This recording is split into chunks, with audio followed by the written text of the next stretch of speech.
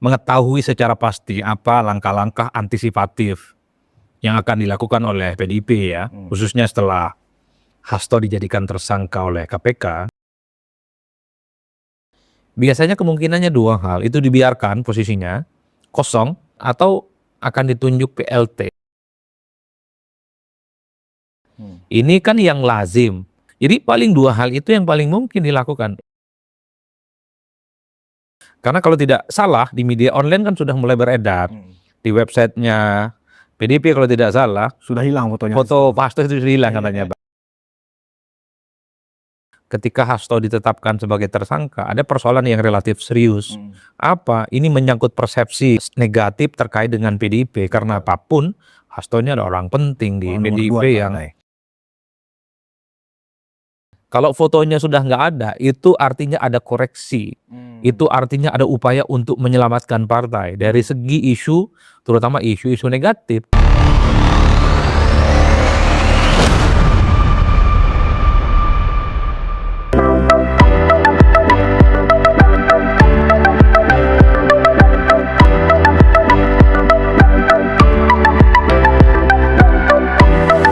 Penonton Ruang Konsensus Unpacking Indonesia, berjumpa lagi bersama saya Budias Ma'ruf Piliang. Dan hari ini kita tetap masih mendiskusikan topik yang masih hangat seputar pasca tersangkanya Sekjen PDIP Hasto Kristianto. Dan kita tidak membahas dari sisi hukumnya, tetapi kita melihat dan ingin menganalisis setelah ini akan seperti apa pergerakan dari PDI Perjuangan. Dan bersama saya sudah hadir pengamat politik yang paling terkenal saat ini, Adi Prayitno. Apa kabar, Pak? Aduh, udah lama sekali kita nggak ketemu ya. Iya, ya. Lebih lah. Iya, lebih ya. Aduh, Mas Adi kayaknya susah dibawa untuk kesini nih. Terlalu sibuk kayaknya. Enggak, biasa lah, Bang. Ngamen-ngamen keliling. Iya, ini setelah, jangan-jangan mau kesini setelah Hasto jadi tersangka. Ini makanya kesini. Sekalian lewat lah. Sekalian lewat. Iya, iya. Nah, Mas Adi, pasca penetapan Hasto Kristianto sebagai sekjen ini memang ada penolakan, ada penyangkalan dari PDI Perjuangan bahwa ini lebih karena politisasi hukum, bukan dari aspek hukum.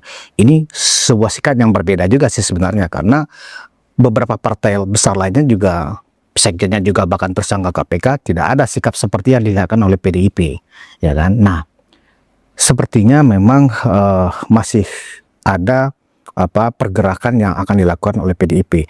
Bahkan KPK juga sudah mengeluarkan cekal ya kepada elit PDIP lainnya, ya kan, mantan Menteri Hukum dan HAM Pak Yasona.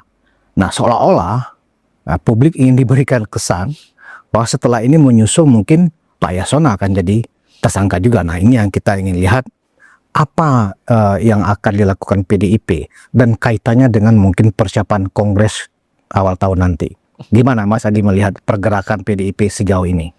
Ya, tentu saja tidak ada yang mengetahui secara pasti apa langkah-langkah antisipatif yang akan dilakukan oleh PDIP ya, khususnya setelah Hasto dijadikan tersangka oleh KPK. Kan itu juga menjadi pertanyaan publik ya. Tapi kan kita tahu bahwa tidak semua orang bisa paham politik di PDIP, karena memang sentralisasi keputusan politik itu kan hanya ada di Megawati Soekarnoputri, the one and only veto player yang akan menentukan apa sikap politik partai. Tapi biasanya di luar itu kan bisanya meraba-raba, memprediksi terkait dengan apa yang akan dilakukan oleh partai. Kalau ada orang penting di dalamnya, apalagi itu menyangkut orang nomor 2 di partai, yang dilakukan. Kalau kasus-kasus di partai yang lain, kalau ada ketum ataupun sekjen partai berurusan dengan hukum seperti KPK, biasanya kemungkinannya dua hal, itu dibiarkan posisinya kosong sampai ada pergantian, misalnya nanti kalau di PDIP mungkin nunggu di Kongres ya, tahun depan kalau tidak salah di bulan Maret, atau akan ditunjuk PLT sementara. Oh, PLT. Ya, atau sementara PLT untuk mempersiapkan bagaimana Kongres di masa yang akan datang. Ini kan yang lazim. Jadi paling dua hal itu yang paling mungkin dilakukan. Ini sengaja tetap dibiarkan ataupun akan ditunjuk PLT. Karena kalau tidak salah di media online kan sudah mulai beredar. Di websitenya PDIP kalau tidak salah, sudah hilang fotonya. Foto Pak Hasto itu sudah hilang katanya, Bang. Ini kan mengindikasikan bahwa ketika Hasto ditetapkan sebagai tersangka, ada persoalan yang relatif serius. Apa? Ini menyangkut persepsi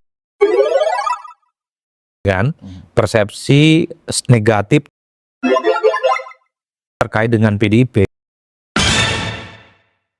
Karena apapun, Hasto ini ada orang penting di PDIP yang saya kira memang orkestrasi politiknya paling menonjol sepanjang tahun di 2024 ini. Menonjol dalam konteks paling lantang, paling depan, mengkritik kekuasaan politik Jokowi khususnya, terkait dengan manuver Jokowi yang dinilai ekstrim, kemudian cawe-cawe, dan seterusnya, dan seterusnya.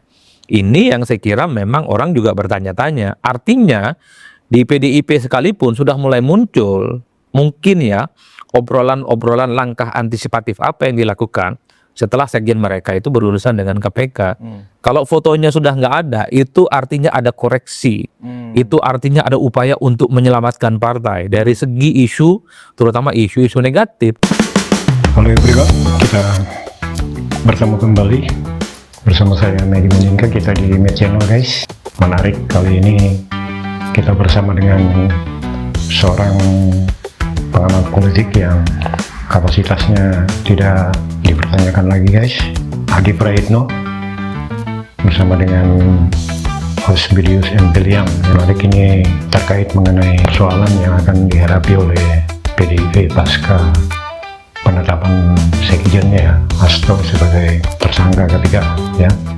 Sebenarnya tersangkanya Hasto ini kan sudah tidak terlalu mengejutkan ya, dia sudah banyak orang menduga jauh sebelum, bahkan sebelum pilpres ya, pilpres dan pilkada, memang Hasto ini ada keterkaitannya, entah sebagai saksi atau apa, tapi hal ini tentunya sudah tidak mengejutkan ya bagi warga negara Indonesia, karena sudah banyak yang menduga-duga bahwa tentunya Hasto akan menjadi tersangka, dan hal ini terbukti. Tentu saja ini sebuah pukulan besar ya bagi partai banteng ya, PDIP, terutama buat Megawati ya. Dan yang menarik kita tunggu adalah bagaimana tindakan dari seorang Megawati untuk menghadapi persoalan yang semakin rumit. Kita tahu dia di depan sudah menunggu Kongres, dan tentu saja kehilangan seorang Hasto sangat berat, karena tugas ya untuk melaksanakan Kongres ini tentunya komandannya seorang sekjen ya. Dan tentu saja yang menarik ditunggu oleh masyarakat adalah bagaimana Megawati akan mengorkestra ya, bagaimana dia akan mengawal sampai Kongres ini, kemudian bagaimana dia mengkonsolidasikan partainya dengan solid ya. Ini yang sebenarnya sedang kita tunggu dalam sehari, 2 hari, 3 hari ke depan. Apa yang akan dilakukan oleh PDIP ya. Tentu jangan sampai juga ada ruang kosong ya untuk posisi orang nomor 2 di partai yang menurut saya per hari ini masih cukup kuat dan solid. Di Pileg mereka kan juaranya ya, sekalipun suaranya turun kan 3% dan seterusnya. Jadi paling mungkin sekaligus ini adalah dipersiapkan untuk Kongres di tahun yang akan depan. Tapi kan orang bertanya-tanya, Bang, kira-kira siapa kalau ada pergantiannya di posisi sekjen itu? Ya, memang oleh yang dilakukan sekarang memang ada dua itu ya. Satu dan keduanya itu sepertinya saling bertabrakan. Maksud saya saling bertabrakan. Di satu sisi kita lihat di websitenya PDIP, foto Hasto sudah nggak ada. Dan itu memang mengindikasikan akan ada segera reposisi nih sepertinya. Tapi di sisi lain, ada press conference juga dari elit-elit PDIP yang menyatakan sikap atas tersangkanya Hasto ini. Dan dari nadanya terlihat bahwa mereka seolah-olah ini dipaksakan, ya seolah-olah seperti itu. Artinya apa? Tentu ini sebagai upaya untuk memulihkan ya, bahkan menyelamatkan citra partai yang mungkin terlanjur akan dipersepsikan negatif. Karena apapun biasanya kalau ada elit partai, tersangka, sekjen, ketua umum, bendahara, dan yang lainnya, biasanya yang dibully adalah partainya. Ya. Kenapa misalnya di website PDIP itu tak lagi ada Hasto? PDIP ingin menunjukkan bahwa persoalan kasus hukum yang terjadi pada Hasto ini akan diserahkan kepada Hasto dan tim hukum yang disiapkan oleh PDIP. Kan di situ konteksnya. Ya. Ingin memutus persepsi negatif. Ingin memutus mata rantai.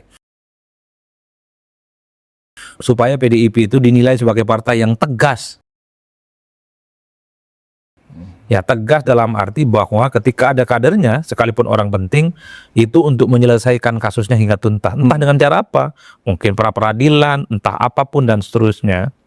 Nah, yang kedua terkait dengan press conference yang ini narasinya yang dibangun, tendensi politiknya jauh lebih kuat dibandingkan dengan hukum. Ini kan untuk menunjukkan bahwa persoalan Hasto itu dari segi hukum nggak penting-penting amat. Kira-kira begitu loh, Pak. Artinya apa? Ini kan dikaitkan dengan narasi politik yang sejak awal dibangun.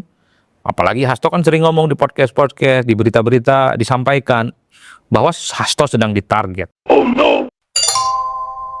Karena sikap kritisnya dan seterusnya. Itulah kemudian kenapa dalam press conference-nya ini kan mempertebal argumen bahwa sejak awal sebenarnya Hasto itu diposisikan sebagai orang yang ditarget, akan ditersangkakan dan ada persoalan-persoalan hukum.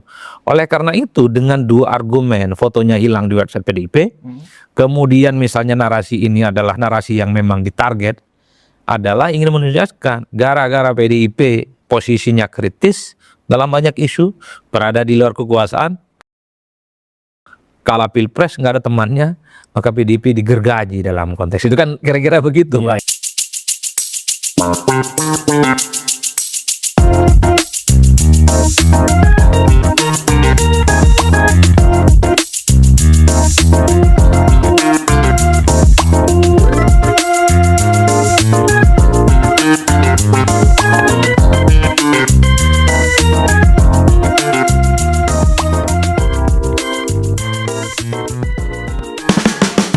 Yang jadi persoalan PDIP selama ini, dia terlalu ofensif menyerang, dia sangat kontraproduktif ya, dia bahkan frontal ya dalam melakukan serangan-serangan terutama kepada Jokowi dan keluarganya, dan akhirnya sampai di pilkada itu bahkan menyerang juga pihak-pihak yang seharusnya menjadi basis suaranya ya.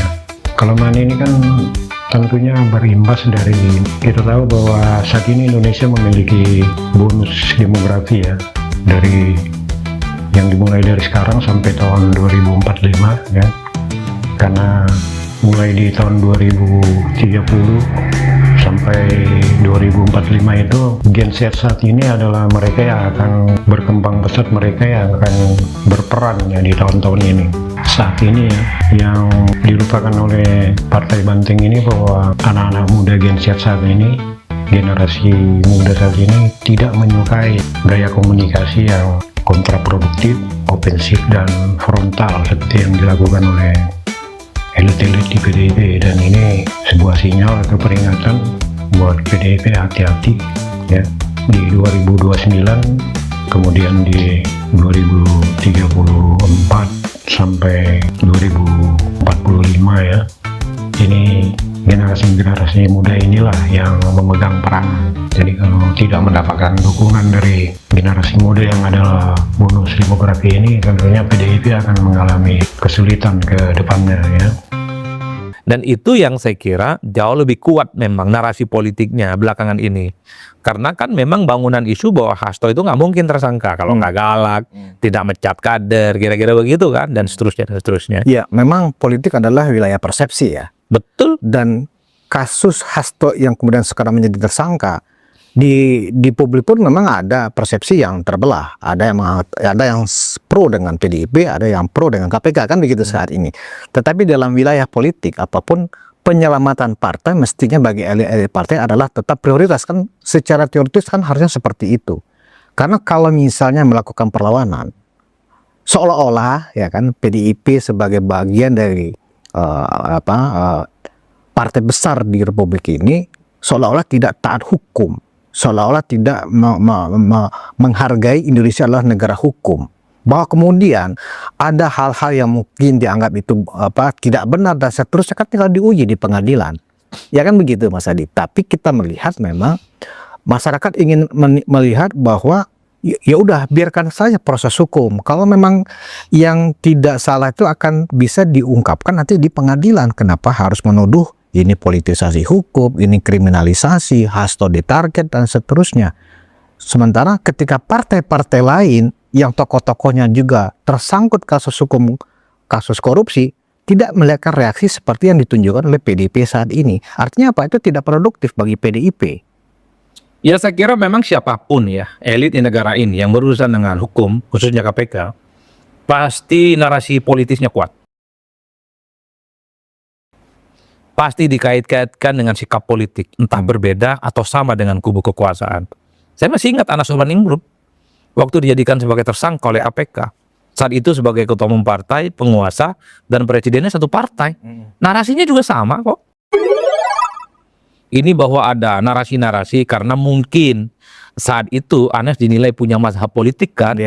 Dengan presidennya, dinilai punya tendensi dan bahkan sikap politiknya berjarak secara diametral. Bahkan Anas pun nantang sumpah muhabalah. Itu yang terjadi, sama. Itu adalah semacam pembelaan secara politik. Ini semacam pembelaan sebenarnya, bahwa ketika seseorang dijadikan sebagai tersangka, memang ada intensi politiknya yang tidak bisa dibantah.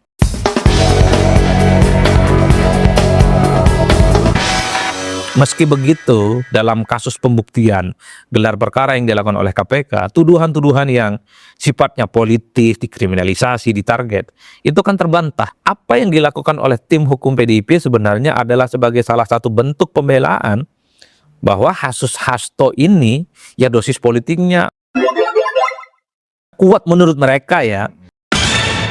Menurut mereka, karena ada yang dikaitkan dengan kasus Harun Masihu, kasusnya sudah selesai, dan kemudian dinyatakan ingkrah dan Hasto tidak disebut-sebutkan, kira-kira begitu. Tapi kan pernyataan KPK kemarin, ini kan memberikan satu fakta yang juga sulit untuk dibantah. Dengan dua fakta itu, ada misalnya satu, bahwa Hasto itu dinilai terlibat dalam kasus persoalan suap menjuap, kemudian dianggap ikut andil terkait dengan menghalang-halangi upaya penyidikan. Itu kan fakta baru. Sebelum-sebelumnya nggak ada. Nah ini yang sepertinya disangkal oleh PDIP. Loh dulu nggak ada begini kok, sekarang ada begini. Itu adalah pembelaan yang sangat lazim dilakukan oleh partai manapun di negara ini, Bang. Ya. Kalau kasus hukumnya membelit partai mereka, bahkan narasinya itu kalau yang misalnya ada partai tertentu warnanya kuning, wah kuning sedang ditarget. Iya. Narasinya sederhana bahwa kasus hukum itu nomor sekian. Yang utama karena sikap politik si kuning ini yang dianggap motif utama kenapa banyak aktor dan kader-kadernya jadi tersangka. Itu adalah pembelaan umum sebenarnya supaya kasus hukumnya itu dianggap tidak penting. Bahkan kasus hukumnya sepele, kasus hukumnya sumir, dan semua proses yang menjadikan seseorang itu tersangka karena faktor suka tidak suka secara politik, karena faktor seseorang berbeda secara politik. Ini yang dari dulu kita agak lupa mendiskusikan ini. Tantangannya apa di KPK, Bang? Nah, kalau sekarang menjadi rumit karena PDIP kalah pemilu, kritis kira-kira begitu, dan suka nyalak. Jadi itu yang kemudian sedang disampaikan. Tapi itulah fakta politik dan fakta hukum yang kemudian dua hal yang tidak bisa di-compare.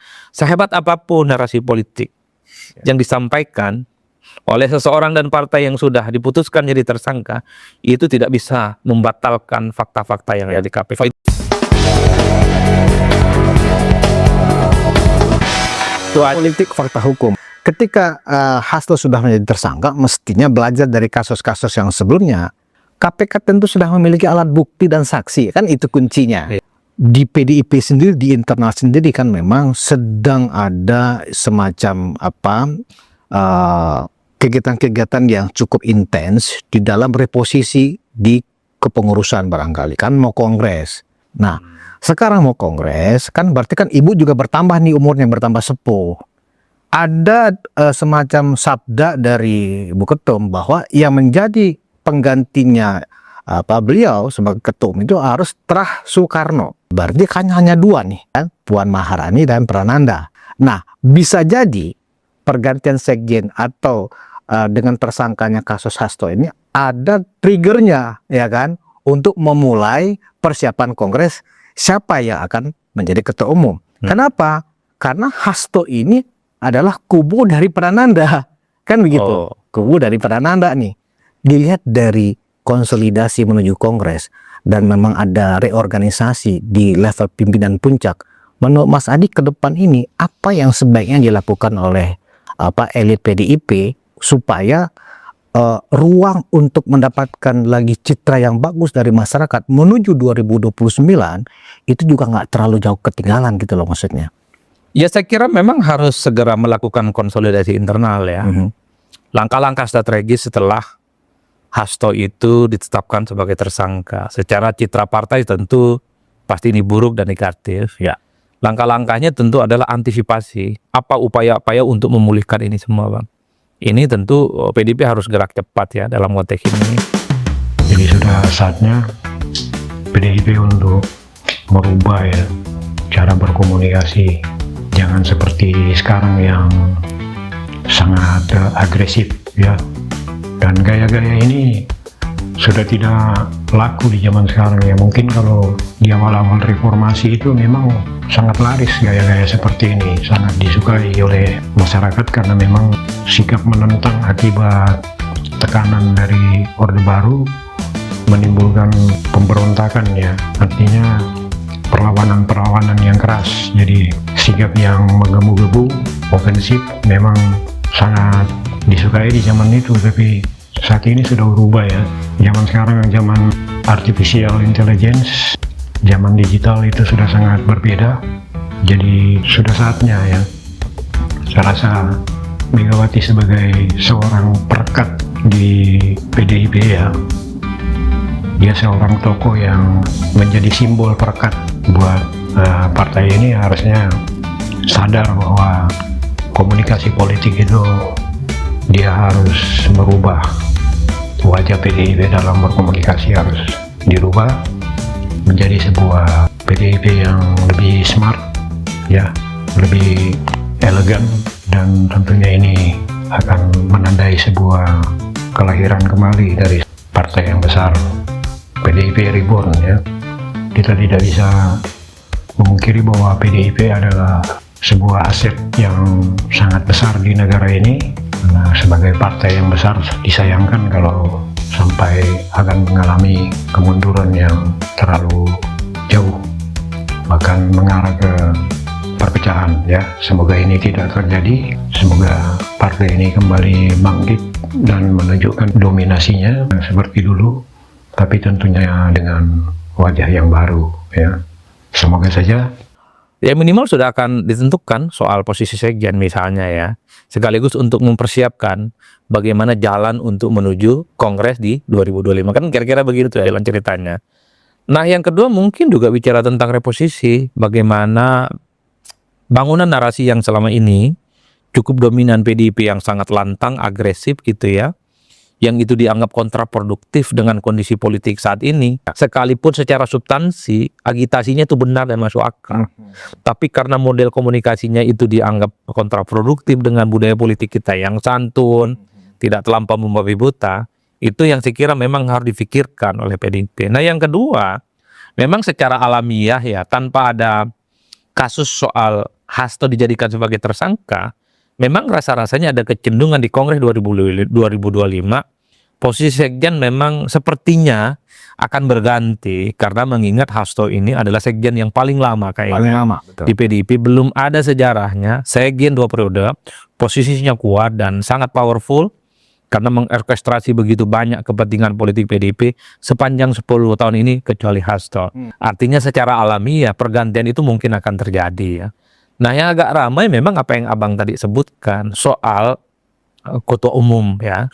Ada desakan supaya Megawati mundur 2023 karena persoalan regenerasi, tapi karena sesuatu dan lain hal jadi nggak maju. Ya bagi saya kalau melihat dari jauh ini bagian dari momentum di 2005. Soal suksesi kepemimpinan di PDIP itu mungkin sedang terjadi. Per hari ini kita menyaksikan Bu Megawati Soekarno Putri itu masih sehat ya, masih cukup kuat. Mungkin dalam kondisi yang semacam itu perlu suksesor yang akan melanjutkan estafet kepemimpinan yang ada di internal PDIP. Mungkin Megawati diposisikan sebagai ketua Dewan Pembina yang bisa mengayomi begitu banyak kepentingan politik, faksi-faksi politik, menjadi lem perekat supaya soliditas PDIP tetap terjaga, siapapun nantinya yang akan menggantikan posisinya sebagai ketua. Mungkin ya.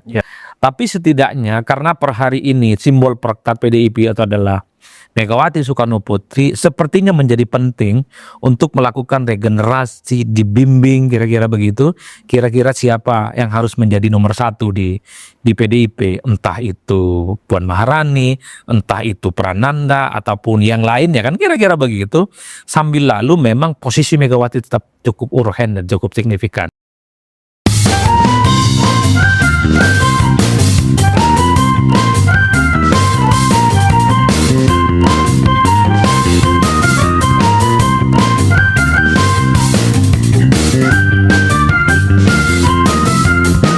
Itu dia guys, kita sudahi dulu pertemuan kita kali ini di Med Channel bersama saya Medi Moninga. Kita ketemu lagi next time. Salam NKRI, Bravo Indonesia, and God bless us.